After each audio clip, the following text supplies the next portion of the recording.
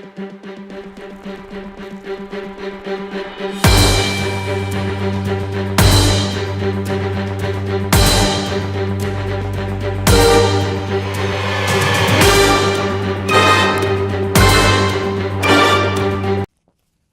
everyone, and welcome to Line of Fire. The tragic Charlie Hebdo shooting made many people wonder whether or not the magazine was truly right in publishing the controversial cartoon in the first place. Today's episode will be taking a look at whether or not the magazine could have done something else or tried something else to prevent the shooting, and how people have been reacting on social media, as well as what we can do to maybe prevent such shootings in the future. The panelists I have with me today to discuss these issues are Esteban Bustillos, Managing Editor of the UTD Mercury, Nancy Fairbank, Student Government Vice President, James Pacifico, Station Manager for Radio UTD, and Rosalind Huff, a senior studying international political economy at UT Dallas. Panelists, I'd like to thank you for joining me here today. There has been a lot of controversy about this issue, so I'd like to start off by saying, do you think the magazine was right in publishing this controversial cartoon?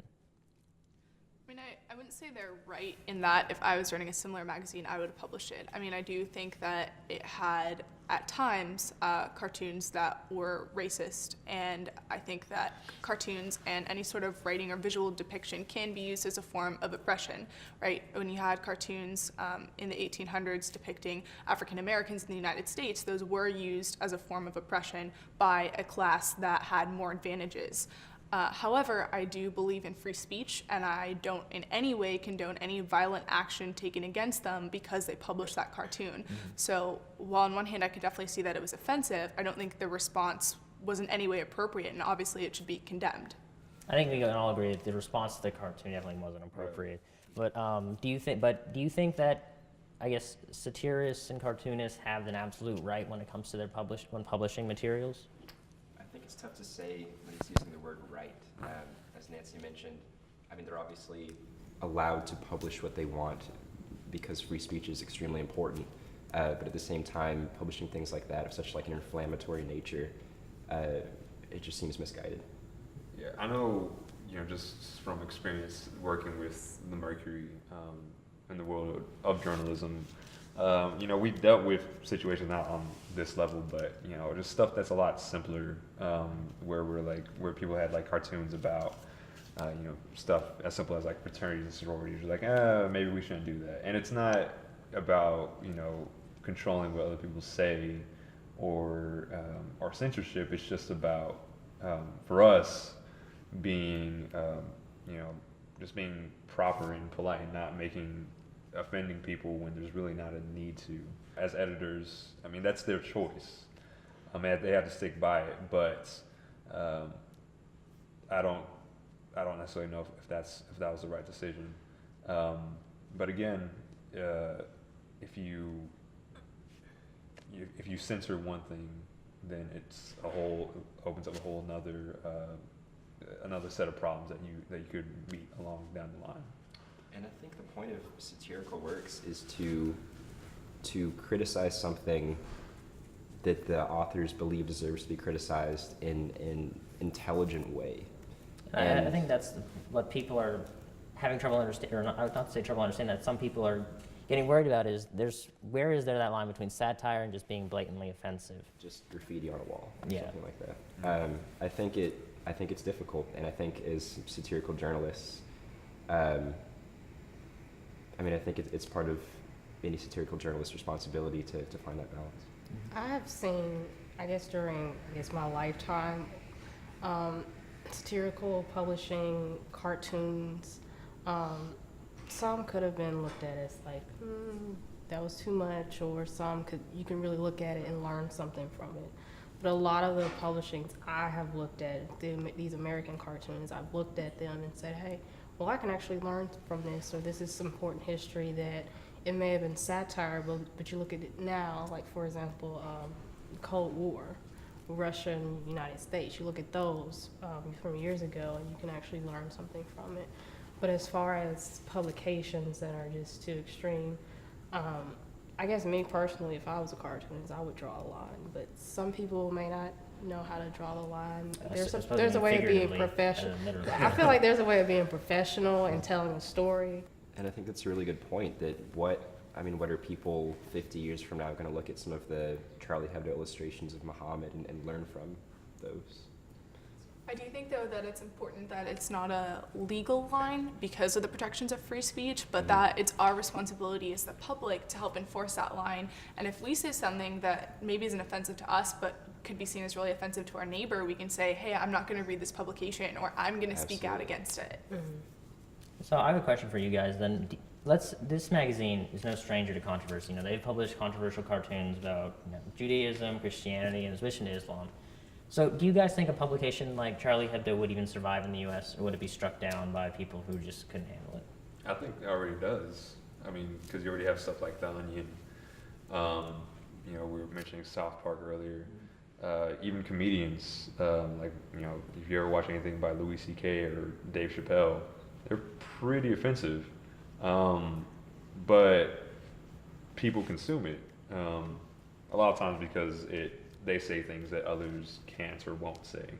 I don't know if it's at that level, but stuff that's very similar, I think, is already here.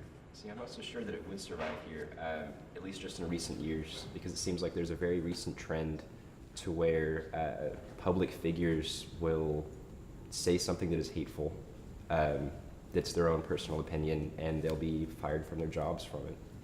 I mean, the companies that, answer to millions of people and have millions of customers want to make sure that their customers are happy. And if a public figure says something that their customers don't like, oftentimes these days it seems like they're just fired for it. I feel like some of those people that are fired, that say whatever they want to say, that I've seen fired or let go, they've said a lot of racial things. That's where that come from. But as far as, so you think it's racial versus I think, religious? Yeah, for some of the things that they say. I think as far as that, but as far as the satire, if it would survive here, I honestly think it would. South Park, like you're saying, that's an example. I feel like in America, with everything that you brought up, it's a lot of the comedians. People can laugh at South Park, whoever may enjoy it. They try to make laughter and humor out of it, but I think that's the line that's drawn. Are you going to laugh at it, or are you going to look at it seriously? Like The Onion, are you going to take it seriously? Is this something to learn from, or are you going to laugh from it? And I kind of see it as those two standings. So you feel there's always, if there's going to be someone who's offended by a cartoon or drawing, there's also going to be someone who's going to enjoy it and appreciate it. A lot of people have been changing their profile pictures to "I am Charlie." And what do you guys think that what do you guys think that means? I think it means really different things to different people, and people have very different interpretations. To some people, I think it's saying, I support free speech, or I support the victims and their families in this time, and I don't think anyone should have been killed for a satirical cartoon. But I do think that some people haven't really thought very deeply about the implication that Do you think has. people are just bandwagoning and I jumping think- onto like a social media moment? In some cases, and also just the fact that I would be very careful that that message doesn't send to the millions of Muslims that don't condone what happened, that it doesn't send the message to them that I support a magazine that I know would be blatantly offensive to your religion. Mm-hmm. And so I think people need to be very careful that in trying to condemn the shooters, they're not also condemning a whole religion full of peaceful people. And we've seen reactions across social media that some very public figures have basically criticizing an entire group of people, Muslims all as a whole, just for the actions of a few extremists. And what you can see is that these social media reactions are only driving home more controversy and making it harder for people to even heal after this tragic incident. There's also the issue that we have another, I guess not a hashtag, but an image going around saying, "I am not Charlie," like you said, of people who don't condone what the magazine did or aren't okay with the publication. Do you think that people are even thinking about what all this means? I would say they're not quite thinking it through. I think it usually starts with one person who has a very clear message of what they want to say when they have a hashtag like that, like "I am Charlie, je suis Charlie." Mm-hmm. And then because it gets repeated so many times, eventually people don't even know what it means. And it's hard because I think there are really issues on all sides. Like, you can stand for free speech, but not really support the imagery in these cartoons, but also be against the killings. I mean, there are just lots of different sides that have to be taken into account. But in terms of the anti-Muslim backlash, I find that really unfortunate because there's also this story recently that's been kind of covered up by this whole event, that in another spate of attacks, there was a Muslim man in a grocery store who was hiding people from those that were attacking and saving their lives. Yeah. I saw I'm on Facebook all the time, going and reading articles every day, and I just saw this one article with a lot of cartoonists from the Middle East, and it was just not necessarily in support of Charlie, but just saying, okay, this is wrong, and there's a lot of these cartoon drawings, and even though it was in Arabic, I kind of translated a little bit, but it was in like, okay, yes, you're a cartoonist, but just shooting someone, just going on this killing spree, that was not right. So I may not be looking at the whole hashtag, because like you were saying, a lot of people take that out of context, may not understand what one person did. But just looking at that aspect, if you just really understand that there are people not just in the United States, that can look at it from a different angle, people that are cartoonists, that do that job for a living, that say, okay, this is wrong. So. All right, panelists, that's all the time we have for today's discussion. I'd like to thank you for joining me here today. If you would like more information about the Charlie Hebdo shooting, as well as student reaction to what's been happening, you can always find out more information at utdtv.com or the UTD Mercury. This is Stanley Joseph, and thank you for joining me today on Line of Fire.